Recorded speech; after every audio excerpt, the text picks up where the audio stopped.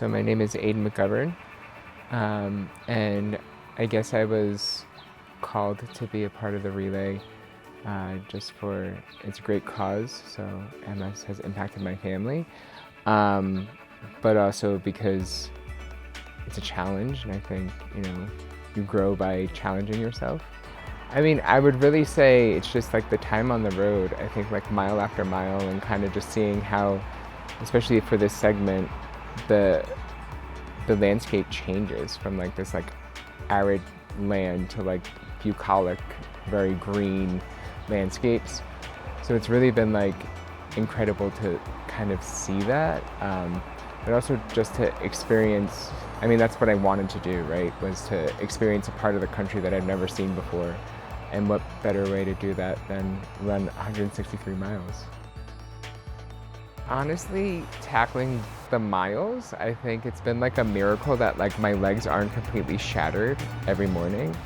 I think it's probably good nutrition and good sleep and rest and stretching, which I'm infamous for not doing. But yeah, I think that's been like kind of one of the big shocking things. Like I was super nervous that maybe I didn't train well enough, or those days that I skipped when I was like too tired after work and didn't go on a run, like are those gonna come back to bite me? But they haven't. I think it's just been a really incredible experience in that way. Yeah, no, so the cause is, my uncle John, he had MS. My sister's mother-in-law and her sister-in-law also had MS. So there's multiple people within my family that have been impacted by MS.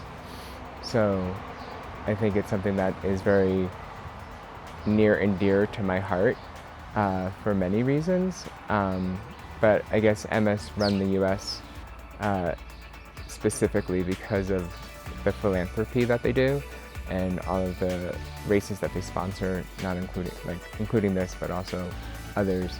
I think it's just a really cool thing that they're doing to raise money, awareness, and funds, and to support the community. Life is about an adventure in general, but often I think there's like little adventures that people don't realize that you kind of can grasp that you're not noticing. And I mean, I think for me,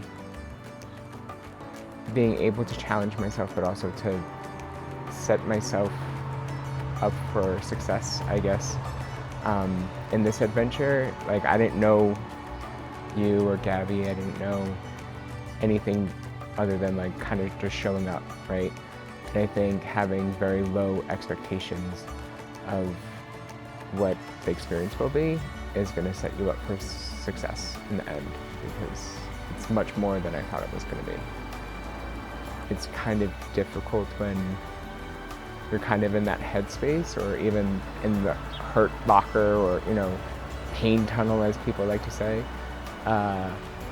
But in reality, it's kind of mostly probably nutrition and hydration, so it's not as bad as it seems from the outset.